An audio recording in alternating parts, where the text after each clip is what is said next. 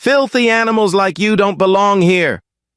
The words exploded like gunfire on the marble steps of the Philadelphia Federal Courthouse, leaving the entire crowd frozen in shock.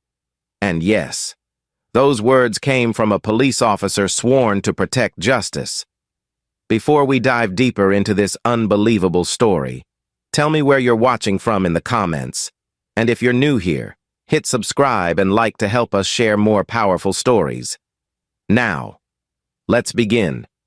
Judge Olivia Grant, 48 years old, admired and respected by her peers, had spent more than 2 decades serving as one of Philadelphia's most trusted federal judges.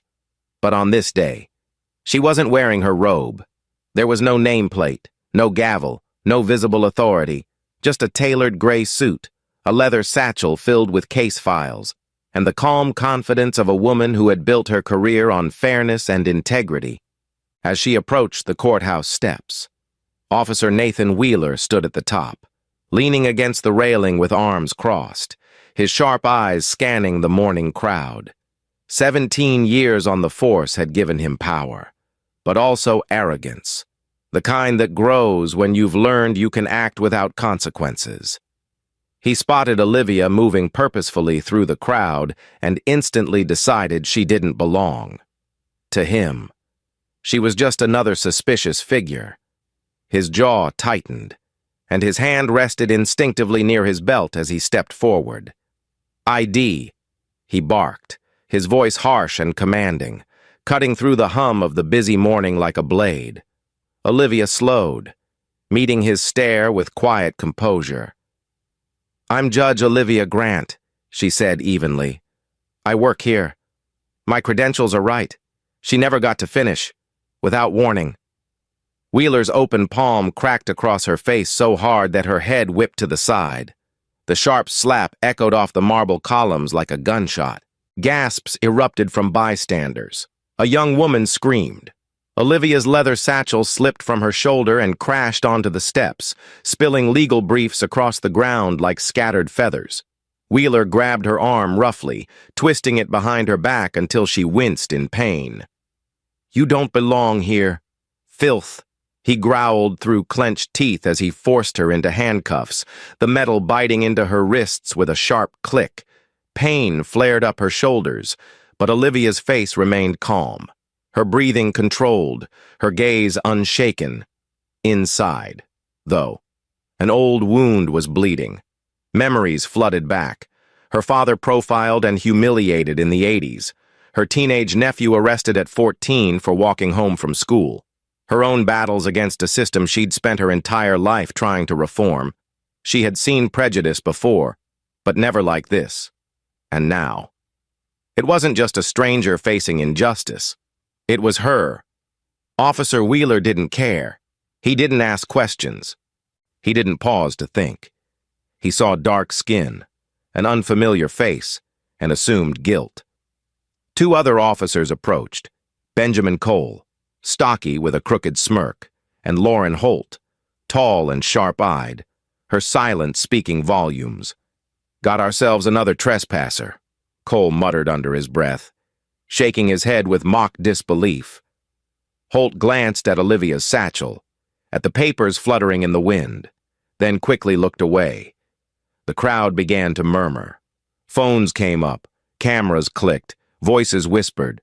A few people gasped when they noticed the bronze plaque above the courthouse entrance engraved with the words, "The Honorable Olivia T. Grant, Presiding Judge," her name, her courtroom, her authority. And yet, in this moment, none of it mattered. Olivia forced herself to stay silent. Every fiber of her being wanted to speak, to scream, to tell them who she was. But she didn't. Not yet. She had prosecuted corrupt officers before. She knew exactly how this game worked. Every second she stayed quiet. Wheeler dug his own grave deeper, inside his mind. Wheeler felt untouchable. 17 years of complaints, all dismissed, had taught him that the system was on his side. His arrogance wasn't born overnight. It was built case by case, protected by colleagues, reinforced by supervisors who looked the other way. To him, Olivia was just another problem to control. But beneath that swagger, there was insecurity, the kind born from a childhood where he'd felt powerless and invisible. This was how he made sure no one ever made him feel small again. As Wheeler dragged Olivia up the steps, the handcuffs cutting into her skin, the air was thick with tension. People recorded from every angle. Some whispered her name, recognizing her, but no one dared intervene. Olivia's eyes fixed on one young clerk standing near the doorway, Jasmine Carter, 25, holding a stack of files. Jasmine frowned, confusion etched across her face. She had seen Judge Grant dozens of times in the courthouse halls. Why was she in cuffs? Something wasn't right. Olivia caught her eye and gave the smallest nod. A silent message. Wait. Watch. Remember this. Inside. Olivia's mind was a storm. She wasn't thinking about pain anymore. She was planning, calculating. Every movement Wheeler made, every word he spat, every phone lifted by bystanders. It was all evidence. She thought of the courthouse security cameras she knew were rolling. The body cam footage Wheeler would later claim had malfunctioned. The dozens of witnesses now whispering her name. Justice would come. Not today, but soon. Wheeler, unaware of the tidal wave about to crash down on him, shoved her through the courthouse doors and barked at the clerk behind security, processing her, trespassing, possible stolen documents. Hold her! The clerk's eyebrows shot up but said nothing. Olivia stayed silent, every muscle locked in control. But deep inside, a fire was building. Her grandmother's voice echoed in her memory, soft but firm, the words she had lived by since childhood. Justice is your shield, but truth is your sword. And Olivia Grant was about to draw her sword, inside the Philadelphia Federal Courthouse. The air was thick with tension, the weight of silence pressing down like a storm ready to break. Olivia sat at the defendant's table, wrists still bound, the faint bruise on her cheek beginning to bloom under the harsh fluorescent lights. Across the room stood Officer Nathan Wheeler, confident, composed, and ready to perform. Judge Henry Sullivan, a temporary replacement covering morning hearings, leaned forward slightly on the bench, scanning the room with impatience. He had no idea who Olivia truly was. Wheeler cleared his throat, adopting a rehearsed expression of concern. "Your Honor," he began, his voice smooth and authoritative. This woman was behaving erratically on the courthouse steps. She refused to show identification, carried a satchel full of legal documents, likely stolen, and became aggressive when approached. His words flowed like a script he'd recited 100 times, polished by years of manipulating the system that shielded him. Every pause, every sigh, every carefully chosen phrase was designed to sound reasonable, even heroic. Officer Benjamin Cole and Officer Lauren Holt sat nearby, ready to support his lies. "That's correct," Cole said, nodding in agreement when prompted, his tone casual, practiced, and cold. Holt's voice was quieter, but her testimony matched Wheeler's perfectly, word for word, as though memorized. Prosecutor Abigail Foster, sharp, focused, and efficient, stood at her table, flipping through paperwork as she built her case based entirely on their statements. She didn't question Wheeler. She didn't even glance Olivia's way. To her, this was routine. Another case. Another trespasser. Olivia sat motionless, her face calm, her gaze steady, but inside her mind, 1,000 calculations were racing. Every word Wheeler spoke, she logged. Every contradiction, every overreach, every glance exchanged between him and his fellow officers. She stored it all away. She had spent years dismantling cases like this from the bench, exposing misconduct brick by brick. But today, she was forced to endure it from the other side. Jasmine Carter, The young court clerk seated near the bench couldn't hide her unease. Her fingers hesitated above the keyboard as she took down the testimony. Her brows furrowed. She had seen Judge Olivia Grant in these halls for months, walking with quiet authority, exchanging kind words with staff, carrying herself with dignity. None of this made sense. Why would a federal judge be sitting cuffed at the defendant's table, accused of trespassing in her own courthouse? Jasmine's eyes flickered toward Olivia, searching for answers. But Olivia gave nothing away. Across the gallery, whispers rippled among the handful of early morning attendees. Some recognized her, others thought they did. A few were already recording discreetly on their phones, sensing that something about this hearing wasn't right. Judge Sullivan, unaware of the storm brewing, leaned back in his chair and folded his hands. "So, Officer Wheeler," he said slowly, "to be clear, you're saying this woman refused to comply with a lawful order?" Wheeler straightened, his voice firm. "Yes, Your Honor. I requested identification several times, and she refused. She became hostile and attempted to conceal documents we believe are stolen from the clerk's office." Abigail Foster nodded sharply, adding, "Based on their statements, the state recommends holding her until we can verify her identity and investigate the origin of those documents." A low murmur ran through the gallery at her words. Olivia felt it, the weight of suspicion, the sting of humiliation, the bitter taste of injustice. But she didn't flinch. She sat tall, her shoulders squared, her eyes forward, her silence deliberate. She knew better than anyone that patience could be more powerful than rage. Across the aisle, Wheeler cast her a quick, smug glance, the kind of look that said, "I've won this." He had no idea how wrong he was, behind that calm exterior. Olivia's mind was moving with precision. She remembered every security camera angle around the courthouse steps, every hallway camera leading to the defendant's table, and she knew every second of it had been recorded. She also knew something Wheeler had clearly forgotten. Since last year's reforms, every Philadelphia officer's body cam automatically uploaded footage to a secure federal server in real time, preventing deletion or tampering. No malfunctions, no excuses. Every slap, every insult, every moment of abuse was already preserved in the cloud, and she would use it. For now. Though. She watched, listened, waited. Wheeler continued his testimony, his voice unwavering. "She became confrontational," he said, gesturing toward Olivia without looking directly at her. "At one point, I feared for public safety and had no choice but to restrain her," Cole added. "That's right, Your Honor. She was loud, uncooperative, disturbing the peace."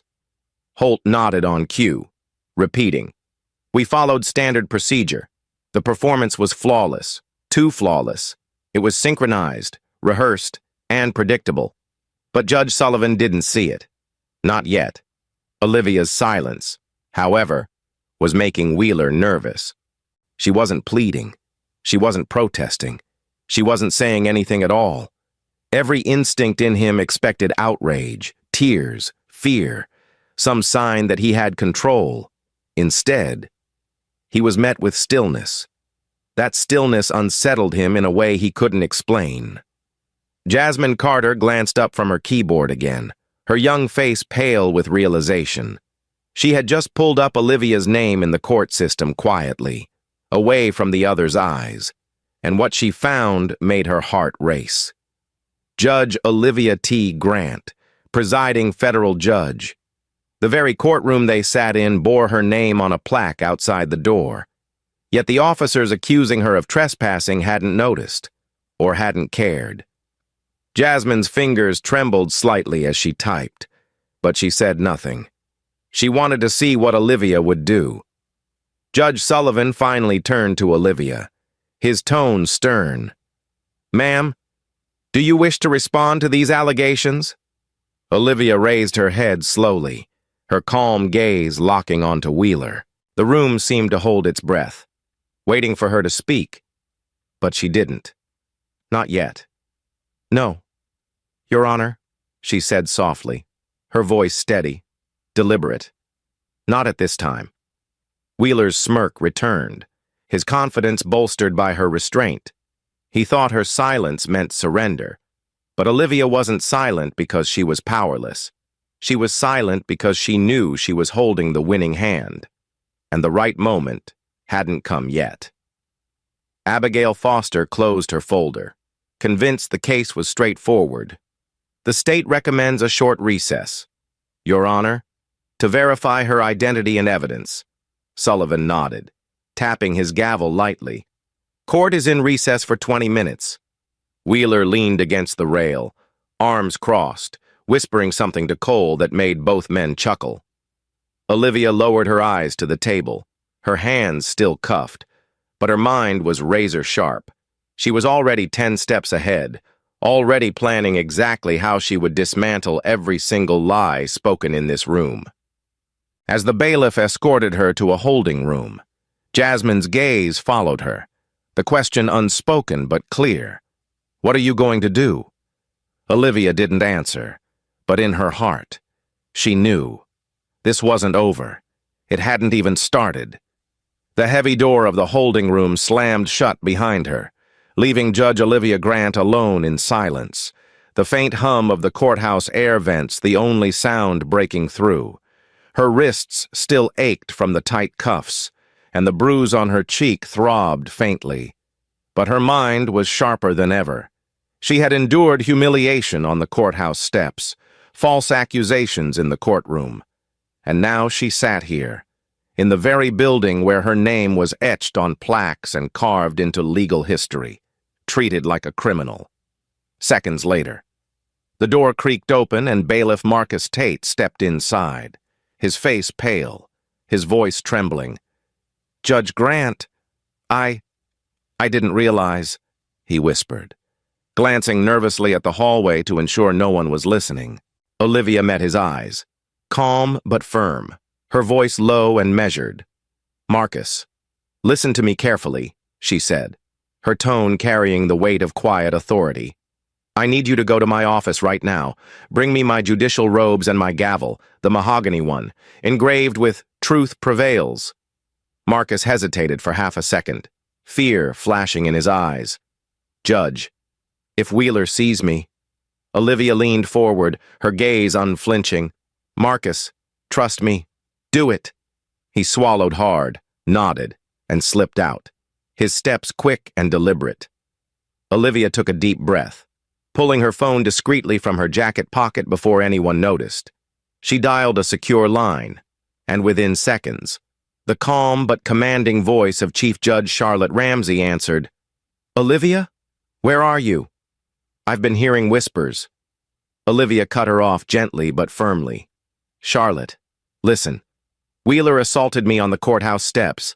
I need you to secure every second of security footage from 8:30 to 9 a.m. Pull the uploads from the body cams, too. Every angle, every file. No one touches it. No one edits it." A beat of silence. Then Charlotte's voice hardened. "Consider it done? And Olivia, are you okay?" Olivia's voice softened slightly. "Just for a moment. I'm fine. Charlotte, but this ends today." She ended the call, her jaw tightening as she slipped the phone back into her pocket. Every second mattered now. Every move had to be precise. Wheeler thought he had stripped her of her power. But he didn't understand. Olivia wasn't just a judge. She was the system he thought he could manipulate. Outside, Marcus Tate hurried through the corridors, his heart pounding as he retrieved Olivia's robes and gavel from her office. He moved quickly, hiding them beneath a plain courthouse storage bag to avoid drawing attention. Back in the holding room, Olivia closed her eyes briefly, forcing herself to steady her breathing. Images of her father flashed through her mind. The day he was stopped by police for fitting a description. The humiliation in his voice when he told the story at dinner. She remembered her nephew Jamal's terrified face when he was arrested at 14 for walking home through a wealthy neighborhood. And now, here she was, a federal judge, sitting in cuffs because a police officer decided her skin color made her suspicious. But Olivia wasn't broken. She wasn't angry. She was focused. Her grandmother's voice returned like a whisper. Justice is your shield, but truth is your sword. And today, she would wield that sword. The door opened again, and Marcus slipped inside, closing it quickly behind him, without a word. He set the storage bag on the table and stepped back. Olivia reached inside and pulled out her black silk judicial robes, the fabric smooth beneath her fingertips, heavy with meaning. As she draped them across her lap, she felt the shift, the weight of her authority settling back into place like armor. Then she lifted the polished mahogany gavel, tracing the engraved words, "Truth prevails," with her thumb. It wasn't just a symbol, it was a promise. "Thank you, Marcus," she said quietly, meeting his gaze. "From this moment on, not a word to anyone." He nodded, swallowing hard. "Yes, Your Honor." Olivia gave him a small, almost imperceptible nod before standing, her posture straight, her resolve unshakable. For the first time since Wheeler slapped her on those courthouse steps, she felt the balance of power begin to shift. Meanwhile, just outside the holding room, Officer Wheeler leaned against a marble column, smirking as he spoke quietly with Officers Cole and Holt. "She's probably begging for a deal in there," he scoffed, his voice dripping with arrogance. "Once this is over, she'll think twice before showing up here without ID." Cole chuckled darkly, but Holt's expression flickered with unease. Deep down, she knew something wasn't right. Across the hall, Jasmine Carter, the young court clerk, approached slowly, her voice low as she addressed Marcus on his return. "Is it true?" she whispered, her hands clutching a stack of files. "That's Judge Grant?" Marcus hesitated, then leaned closer, his voice barely audible. "Keep it to yourself for now," he murmured. "But yes, and she's not done yet." Jasmine's eyes widened, her heart pounding as she returned to her desk, unable to shake the weight of what she'd just learned, back inside the holding room. Olivia checked her reflection briefly in the small mirror embedded in the wall. The faint bruise on her cheek stood out, but she didn't hide it. She wanted the world to see it. She wanted everyone in that courtroom to know exactly what Wheeler had done. Outside, the 20-minute recess was winding down, and the hum of conversation grew louder as people filled the gallery again. Phones buzzed as rumors spread like wildfire, a high-profile judge in custody, accusations flying, whispers of misconduct and body cam footage surfacing. The tension was thick, electrifying, ready to ignite. Olivia placed her robes carefully over her arm, the gavel tucked discreetly into her satchel. Marcus positioned himself just outside her door, ready to escort her back into the courtroom, his face a mask of professionalism hiding his racing heartbeat. As they began walking down the hallway, Olivia's heels clicked softly against the marble floor, each step deliberate, steady, unyielding. She passed Wheeler and his officers without a glance, her silence louder than any words could have been. Wheeler smirked, mistaking her composure for defeat, unaware that the ground beneath his feet was already crumbling. The bailiff called out to the courtroom, "All rise!" as the doors swung open. But Olivia didn't take her seat at the defendant's table this time. Not yet. That moment was coming, and when it arrived, it would change everything. Every camera was rolling, every phone pointed, every breath in the room held as the storm gathered. Wheeler still thought he owned the narrative. He didn't know that Olivia had already seized control of it. He didn't know that every lie he'd told, every insult he'd spat, every violent act he'd committed was already preserved, immutable, undeniable. And soon, the world would see the truth. The recess was over. But for Officer Wheeler, the countdown had just begun. The courtroom buzzed softly as the 20-minute recess ended, the gallery filling with low whispers and restless anticipation. Rumors had spread like wildfire through the courthouse halls. A mysterious defendant, a heated confrontation on the marble steps, and something about body cam footage being locked down. No one knew the truth. Not yet. Then the double doors swung open, and silence rippled through the room as Judge Olivia Grant stepped inside. No longer in her gray-tailored suit, but in the flowing black judicial robes that carried the weight of authority. Her polished mahogany gavel rested firmly in her hand, engraved with the words, "Truth prevails," its meaning sharper now than ever before. Officer Wheeler leaned casually against the railing, still smirking, whispering something to Cole under his breath. He hadn't noticed the robe. He hadn't understood the shift. But the bailiff did. Marcus Tate stepped forward, his voice booming across the room with deliberate force. All rise.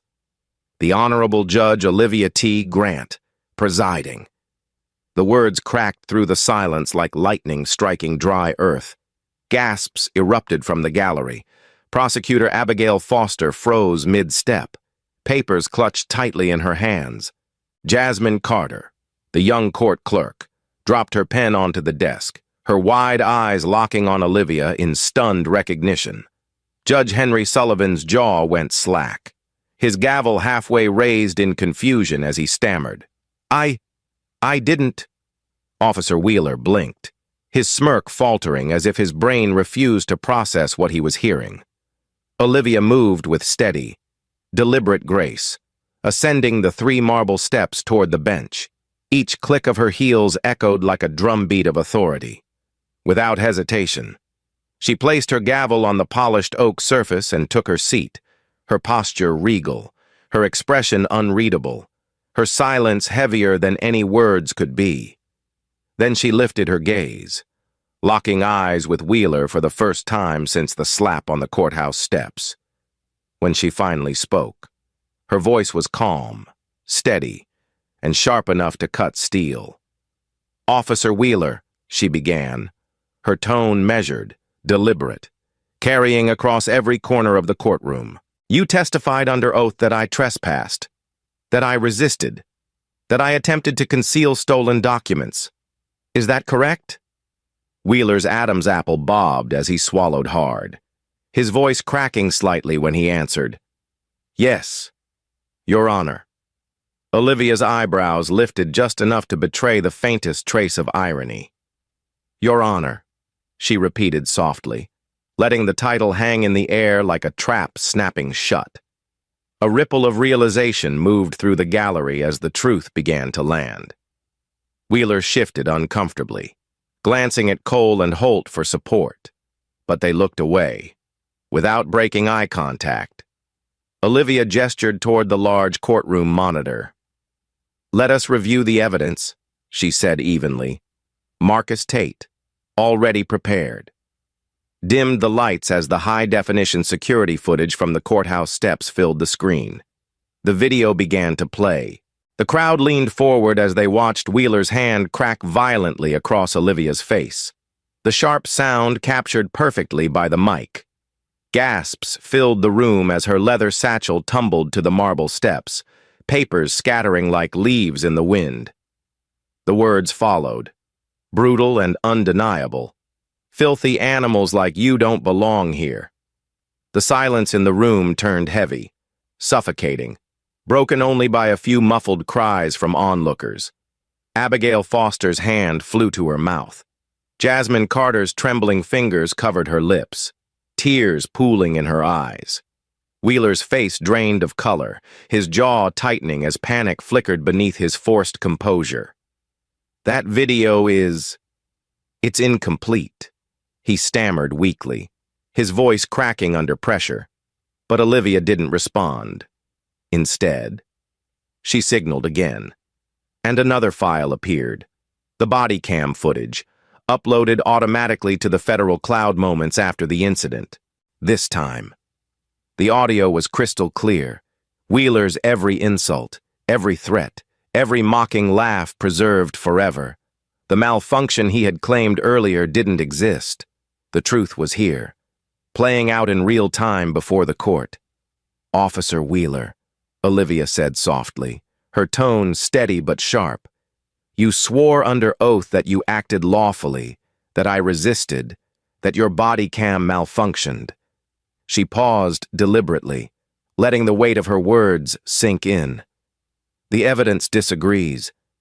Wheeler's breathing grew shallow, his confident facade collapsing piece by piece. Cole shifted uncomfortably in his seat, beads of sweat rolling down his temple. Holt stared down at the floor, her hands trembling in her lap. Olivia leaned forward slightly, her voice lowering but carrying even more force. "Perjury," she said calmly. "Assault, civil rights violations, abuse of authority, all captured, all preserved, all undeniable." A stunned hush blanketed the room. Then, slowly, the murmurs began. Low at first, then growing, the gallery buzzing with disbelief and outrage. Reporters in the back scrambled for their phones, whispering updates furiously into microphones. Abigail Foster looked pale, the weight of her misplaced trust hitting her like a tidal wave. Jasmine Carter sat frozen, her chest rising and falling rapidly, her eyes locked on Olivia with awe. Olivia raised her gavel slightly, bringing the chaos back under control with a single sharp strike. "Order in this court," she commanded, her voice cutting cleanly through the noise. The silence returned instantly, tense and electric. Wheeler opened his mouth to speak, but no words came out. He was trapped, caught between his lies and the reality playing out in front of him. Olivia's gaze didn't waver. "Officer Wheeler," she said slowly, her voice deliberate and final. "Your testimony has been proven false, your conduct unlawful, and your actions today disgraceful." She gestured toward the officers seated beside him. "Officers Cole and Holt, I strongly suggest you reconsider your testimonies while you still can." Cole's lips parted, his eyes darting nervously around the room, and finally he cracked. I just followed his lead," he muttered, his voice barely above a whisper. Holt nodded stiffly, tears brimming in her eyes as she stared at her lap. Wheeler turned toward them, betrayal flashing across his face, but Olivia didn't give him time to speak. "This court will reconvene shortly," she announced, her voice unshaken, her authority absolute. "Until then, Officer Wheeler, you are ordered to remain in custody pending further investigation." The bailiff moved quickly, stepping behind Wheeler, whose hands twitched slightly at his sides as if resisting the urge to react. The crowd erupted again, phones raised, whispers flying, the entire courtroom alive with shock and disbelief. Olivia sat back slightly, her hands resting on the polished surface of the bench, her expression composed but her heart pounding beneath the robe. This wasn't just about her anymore.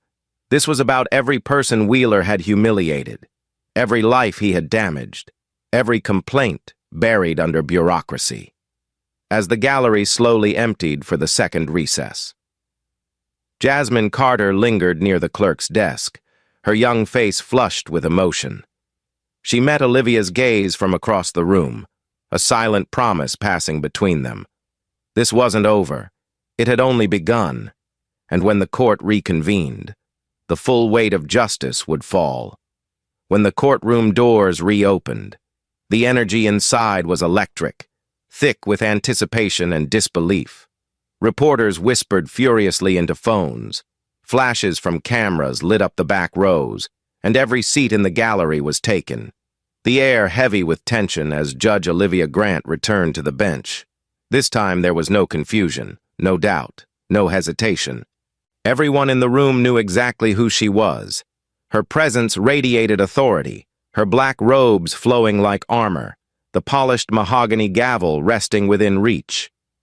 The bailiff called the court back to order, his voice steady despite the chaos outside, and the murmurs faded into silence. Olivia lifted a thick folder from her bench, her fingertips brushing the worn edges of the paper, and her voice came slow, deliberate, carrying the weight of 22 years on the federal bench. "Before we proceed," she began, her gaze locking directly onto Officer Nathan Wheeler. "This court has reviewed the preliminary findings from the Department of Justice regarding your service record." A ripple of murmurs swept through the gallery, but Olivia's raised hand brought instant silence. "Officer Wheeler," she continued, her tone calm but edged with steel. "You currently have 62 citizen complaints filed against you during your 17 years on the force. Of those 62, 48 involve allegations of racial profiling, excessive force, and unlawful detainment, overwhelmingly targeting people of color." Wheeler's lips parted as though to respond, but no sound came out. Cole shifted uncomfortably in his seat, while Holt stared down at the table, her knuckles white as she clutched her notes. Olivia pressed on, her voice unwavering. "Out of the 1,392 arrests you've made, 81% involved non-white individuals, despite Philadelphia's demographic makeup being 44% black. Statistical anomalies like this do not happen by coincidence." "Officer Wheeler." She placed several documents on the overhead projector, the numbers and charts appearing on the courtroom screen for all to see. Audible gasps rippled through the gallery as the statistics told a story of patterns too obvious to ignore. "Let us review some of the cases," Olivia said, sliding open another folder. "Case number 1, Mrs. Dorothy Evans, age 68, stopped for a broken taillight and hospitalized after you fractured her wrist during what should have been a routine traffic stop." Olivia's voice remained composed, but her words carried a quiet fury that made every syllable hit like a hammer. "Case number 12, Jamal Hayes, 16 years old, wrongfully accused of theft at a downtown electronics store. Video evidence later cleared him entirely, and yet, you had him handcuffed on the sidewalk for 47 minutes, surrounded by jeering bystanders. A woman in the gallery, small and frail with silver hair, let out a muffled sob at the mention of Dorothy Evans' name. Beside her, a young man clenched his fists, his jaw tight, his eyes wet. Olivia continued, her cadence steady, her tone unrelenting. "Case number 29, Dr. Caleb Turner, an emergency room physician, detained outside his own home because, as you claimed, he didn't look like he belonged in that neighborhood. He was arrested in front of his 6-year-old daughter. Charges were dismissed, but the damage remains." Abigail Foster, the prosecutor, shifted uneasily at her table, her earlier confidence dissolving with every name, every statistic, every documented abuse Olivia laid bare. She began flipping through her own notes, realization dawning in her expression as she glanced between the evidence and the man she had been defending moments earlier. Jasmine Carter, seated at her clerk's desk, typed rapidly, her wide eyes flicking up at Olivia with awe between keystrokes. Every fact was being recorded, every word preserved. This wasn't just a courtroom hearing anymore. It was history unfolding. Wheeler's defense attorney, Ethan Blake, stood suddenly, his voice strained, desperate to salvage what little ground he had left. "Your Honor, these incidents are unrelated and prejudicial to this case," he argued, his tone thin, unconvincing. Olivia turned her gaze toward him, her expression measured, her voice steady but unyielding. "Counselor, this is not character evidence. This is pattern evidence. This court has an obligation to examine the systemic abuse tied directly to today's allegations. The people deserve the full truth." Ethan hesitated, his shoulders sagging as he lowered himself back into his seat, conceding the inevitable. Wheeler's jaw clenched, his knuckles whitening as his hands gripped the edge of the defense table. His breathing was shallow now, his forehead damp with sweat. His earlier bravado shattered under the crushing weight of the evidence piling against him. Olivia leaned slightly forward, Her gaze locked on him with unflinching intensity. "Officer Wheeler," she said, her voice dropping into a low, deliberate register. "This is not just about one slap, one insult, one wrongful arrest. This is about a pattern of behavior so pervasive, so deliberate, that it can no longer be ignored. 62 complaints, 48 involving people of color, 612 dismissed cases tied directly to your arrests. This court will not turn away from the truth." Murmurs surged through the gallery again, louder this time, several people rising halfway from their seats in disbelief. Olivia struck her gavel once, restoring order with a sharp crack that echoed like thunder through the chamber. "Order!" she commanded, her voice carrying authority that brooked no opposition.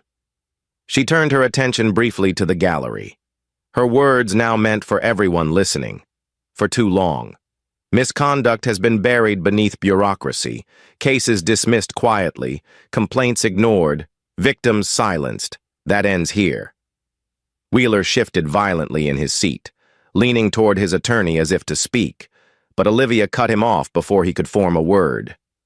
"And let me be very clear," she said, her voice steady, controlled, deliberate. "This is no longer just a courtroom matter. Effective immediately, this case will be referred to the Department of Justice for a full federal investigation." Gasps rippled through the gallery, louder than before, reporters scrambling to capture every second of the unfolding drama. Abigail Foster lowered her pen slowly, her face pale, her earlier allegiance visibly shaken. For the first time. She looked at Wheeler not as an officer but as an accused perpetrator standing at the center of an unraveling scandal. Olivia's gaze swept across the room, resting briefly on Jasmine Carter, whose expression had transformed from quiet awe to steely determination. Jasmine was typing furiously, her words documenting every blow as the narrative shifted from defense to accountability. Olivia closed the folder gently but firmly, placing both hands on the bench as she addressed Wheeler one final time. "Officer Wheeler, the evidence against you is overwhelming. This court has no choice but to order your immediate suspension from duty. Pending the outcome of this investigation, you will surrender your badge and firearm to the bailiff before leaving this courtroom." Marcus Tate stepped forward, his face impassive, extending a hand as Wheeler hesitated, his breathing ragged, his gaze darting desperately between Cole and Holt. Neither of them met his eyes. Cole looked defeated, his shoulders slumped, while Holt sat rigid, her eyes glassy, unable to hide her guilt. Wheeler's lips trembled as if he wanted to protest, but no words came. He slowly unclipped his badge, placing it in Marcus's palm, the metallic clink ringing through the silent courtroom like the tolling of a bell. Olivia's expression didn't change. Her resolve didn't waver. She looked past Wheeler now, beyond him, toward something greater than this moment. The systemic reform this case could ignite. "This court," she said softly, her voice even and resolute, "stands for the people, and the people deserve justice." The gavel came down with a sharp, decisive strike, its sound reverberating through the chamber, carrying a promise that the reckoning had only just begun. When the court reconvened, the atmosphere inside the Philadelphia Federal Courthouse was unlike anything the city had seen in decades. The gallery was packed wall to wall, every seat filled, reporters lined up along the back with cameras ready, their lenses aimed at the bench where Judge Olivia Grant now sat in her flowing black robes, her polished gavel resting firmly on the oak surface before her. The tension was suffocating, the silence sharp enough to cut, every heartbeat in the room sinking with the anticipation of what was about to unfold. Olivia scanned the courtroom slowly, her gaze moving from Wheeler to the prosecutor, to the gallery filled with victims and families whose lives had been scarred by years of abuse and misconduct. Her voice, when it came, was calm, steady, deliberate, each word carrying the full weight of her authority. "This court has reviewed the evidence," she began, her tone controlled, unwavering. "We have examined sworn testimony, body cam footage, courthouse surveillance, and verified federal records. Officer Nathan Wheeler, this court finds you guilty of felony assault, assault on a judicial officer, civil rights deprivation, abuse of authority, and perjury under oath." The words landed like thunder, rolling through the chamber with devastating force. Gasps erupted from the gallery. Some clapped a hand over their mouths. Others whispered in disbelief, their voices trembling. Jasmine Carter, seated at her clerk's desk, froze mid-keystroke. Her eyes locked on Olivia in awe. Abigail Foster, the prosecutor who only hours earlier had relied on Wheeler's testimony, stared at her notes, her pen falling silently from her fingers. Wheeler sat motionless at the defense table, his once defiant posture crumbling as Olivia's words pressed down like a storm he couldn't escape. His defense attorney, Ethan Blake, placed a hand on his client's shoulder, whispering frantically. But Wheeler barely heard him, his mind spinning, his breath shallow, his eyes unfocused. Olivia didn't stop. She leaned forward slightly, her voice measured, precise, cutting through the tension like a blade. The actions of this officer were not isolated. They were part of a deliberate and consistent pattern of abuse spanning 17 years. This court cannot, and will not, allow this level of misconduct to be ignored any longer. Officer Wheeler, you have dishonored your badge, violated your oath, and abused the public trust. For that, there are consequences. She paused, letting the silence stretch until the weight of her words settled fully across the room. "It is the judgment of this court that you are hereby sentenced to 30 years in federal prison without the possibility of parole." A collective gasp rippled through the gallery, followed by a stunned hush. Some cried quietly, others nodded, tears streaming freely, their faces etched with both pain and relief. A woman in the second row clutched her chest, whispering, "Finally, finally," as if the words carried the weight of years of waiting for justice. Wheeler shook his head slowly, his lips trembling, his body sagging forward as the reality of the sentence crashed into him like a tidal wave. 30 years, he whispered hoarsely, his voice cracking. Olivia's gaze remained fixed on him, unwavering, unflinching. "Yes, Officer Wheeler," she said firmly, her tone both final and resolute. 30 years. His breathing quickened, panic flashing across his face as his carefully constructed world collapsed around him. Cole and Holt sat behind him, both pale and silent, avoiding his gaze entirely. Holt dabbed at her eyes with a trembling hand while Cole hunched over, his shoulders heavy with guilt. Olivia struck her gavel once, the sharp crack echoing through the chamber, pulling the room back from the edge of chaos. "Order in this court," she commanded, and the noise subsided instantly. She turned her attention to the clerk's desk.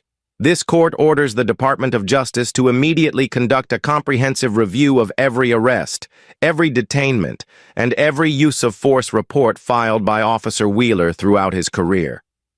She looked back toward the gallery, her voice ringing out clear and powerful. "Over 600 cases tied to this officer will be reopened. Every wrongful charge will be dismissed. Every victim will have their name cleared." At that, a low murmur of relief swept through the rows, voices breaking with emotion. Dorothy Evans, frail and gray-haired, held her daughter's hand tightly, tears streaming down her cheeks. Beside her, Jamal Hayes, now 17, sat rigid, his jaw clenched, his eyes locked on Wheeler with a mix of anger and quiet vindication. Dr. Caleb Turner exhaled deeply, closing his eyes as though releasing years of unspoken pain. Olivia took a deep breath, her voice softening slightly but losing none of its strength. "To the victims sitting here today, this is not the end. This is the beginning of accountability. You were failed by the system designed to protect you. But today, this court acknowledges your pain and your courage." Her words drew quiet sobs from several in the gallery.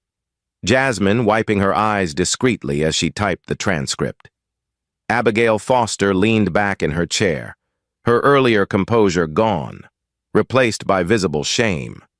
She glanced briefly at Olivia, her lips parting as though to speak, but no words came. Olivia continued, her voice rising slightly, filling every corner of the chamber with controlled power. This court further orders the Philadelphia Police Department to undergo an independent federal audit into its policies, procedures, and complaint handling mechanisms, effective immediately. This court is appointing an oversight committee led by the Department of Justice to implement mandatory reforms. The announcement landed heavily, reporters furiously scribbling notes as the scale of what was unfolding became clear. This wasn't just a sentencing. This was the first strike in dismantling systemic corruption within the department itself. Wheeler sat hollow-eyed, staring blankly at the table, his hands shaking slightly as he struggled to comprehend the unraveling of his power, his career, his life. The man who once wielded authority over others now sat stripped of it entirely. Olivia studied him for a long moment, her expression unreadable, before speaking one final time. "No one," she said softly, her voice cutting through the silence like glass, "is above the law. Not even those entrusted to enforce it." The words hung in the air, final and absolute. Marcus Tate stepped forward from his position by the bench, flanked by two federal marshals, and approached Wheeler slowly. His hand extended, badge and weapon, Marcus said firmly. Wheeler hesitated, his hand trembling as he unclipped his badge, placing it gently in Marcus's palm, the metallic click echoing through the chamber like the closing of a door on his past life. His service pistol followed, heavy and cold, surrendered without resistance. As Marcus stepped back, Wheeler slumped in his seat, his body shaking, his eyes glassy as tears pooled silently and rolled down his cheeks. For 17 years, he had believed himself untouchable. But today, the illusion shattered. Olivia lowered her gaze for a brief moment, gathering herself before striking her gavel a final time. The sharp, commanding crack reverberated through the chamber, carrying the weight of justice finally delivered. "Court is adjourned," she declared, her voice steady, unbroken, in the gallery. Silence gave way to quiet murmurs, the emotional release palpable as people clutched one another, some crying openly, others simply staring at Olivia in awe. Reporters rushed out into the hallway to break the news, their voices already echoing across live broadcasts, the headlines writing themselves in real time, in that single moment.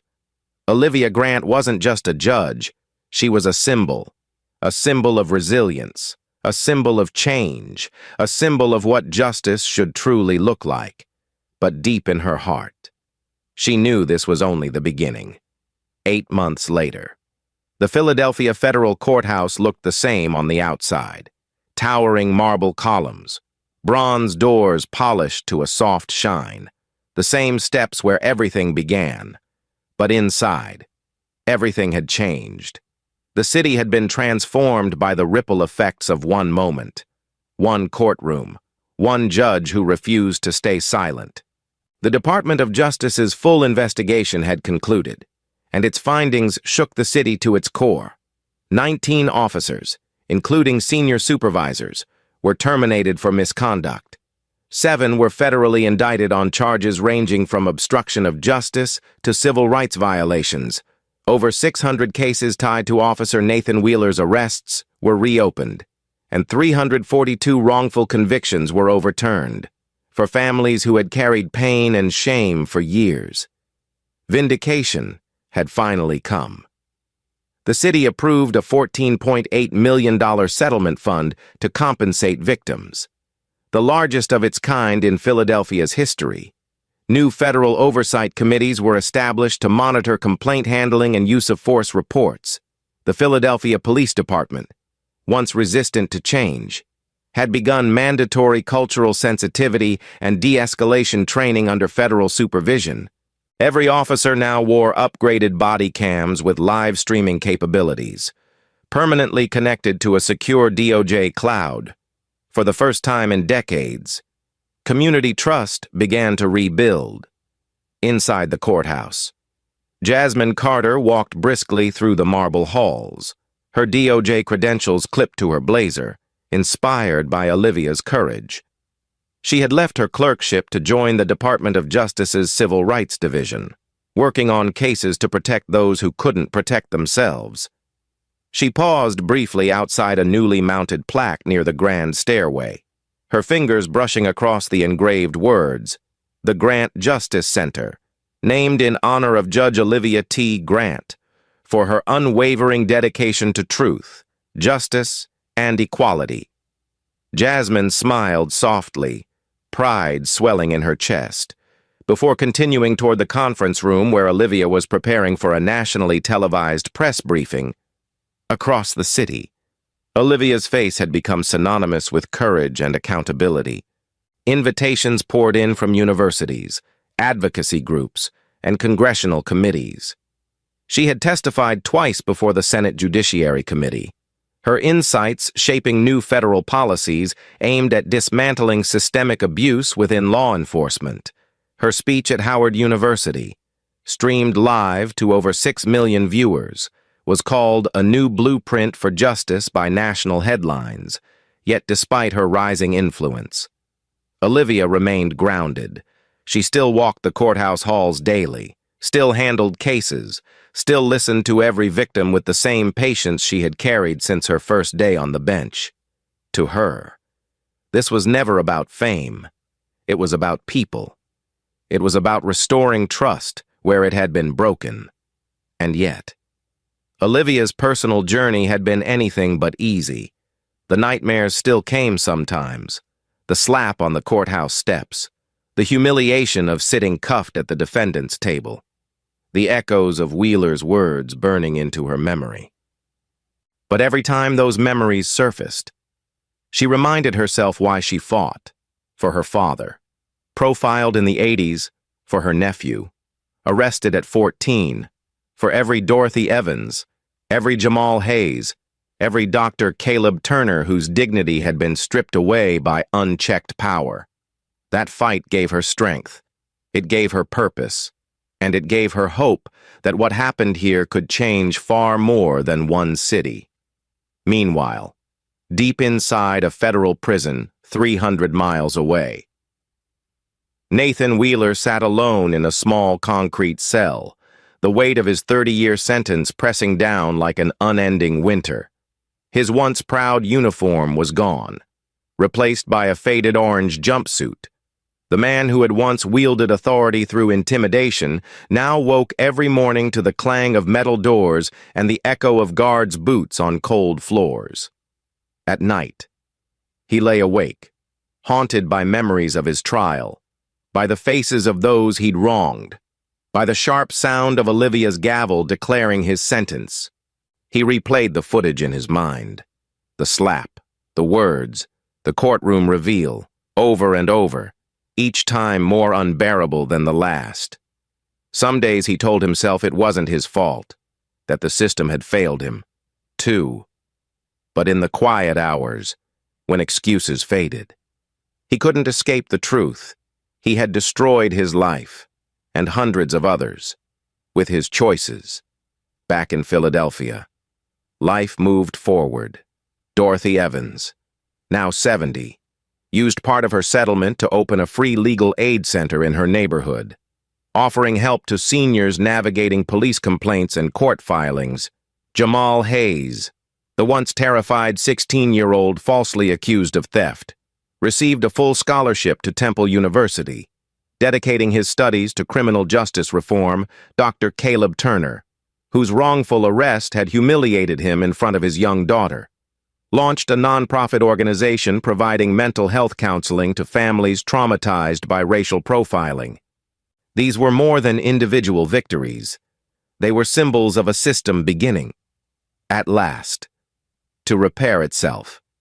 In March, A historic ceremony was held on the courthouse steps where it all began. Hundreds gathered beneath the morning sun as the mayor unveiled the new plaque renaming the building the Grant Justice Center. Cameras flashed, reporters crowded close, and Olivia stood at the podium, her black robes flowing softly in the spring breeze. She paused for a long moment, scanning the crowd, the victims, the students, the families, the officials, the people she served, before speaking. 8 months ago, she began, her voice steady and clear. I walked these same steps as I had many times before. But that morning was different. That morning, I was not seen as a judge. I was not seen as a woman with authority. I was seen only as a threat. What happened here did not just happen to me. It happened to every person who has ever been silenced, dismissed, or humiliated because of who they are or what they look like. Her voice wavered slightly, just for a moment, before her resolve returned. But this is not a story about humiliation. It is a story about resilience. It is a story about truth. And it is proof that justice can still prevail, if we are willing to fight for it. The crowd erupted in applause, the sound rolling down the marble steps like waves crashing against stone. Cameras panned across the faces of Dorothy Evans, Jamal Hayes, Dr. Turner, and countless others whose lives had been reshaped by what began on those steps. In that moment, Olivia's gaze lifted toward the sky, her thoughts quiet but firm. She knew there was still work to do, still systems to reform, still voices to amplify. But this was a start. That evening, national news outlets carried the story across every screen, hashtags trending worldwide, millions sharing clips of Olivia's speech, her words sparking conversations in homes, schools, and workplaces across the country. To some, she was a hero; to others, a reformer; to many, simply hope personified. In the years to come, law schools would study her rulings, advocacy groups would cite her case in legislation, and communities far beyond Philadelphia would replicate the oversight model born from this courtroom. But Olivia Grant didn't think of herself as a symbol. She thought of herself as a servant of the people, a guardian of their rights, and a witness to the power of truth. As the sun dipped below the courthouse columns that night, the marble glowing gold in the fading light, Olivia walked down the steps slowly, her hand brushing the new plaque bearing her name. She paused for just a moment, listening to the hum of the city around her, the voices of people laughing, talking, living freely. Then she smiled faintly, whispering the words that had guided her through every trial, every battle, every injustice she had faced. Justice is my shield, but truth will always be my sword. Thank you for watching. If this story moved you, comment your location, subscribe, like, and share for more inspiring stories.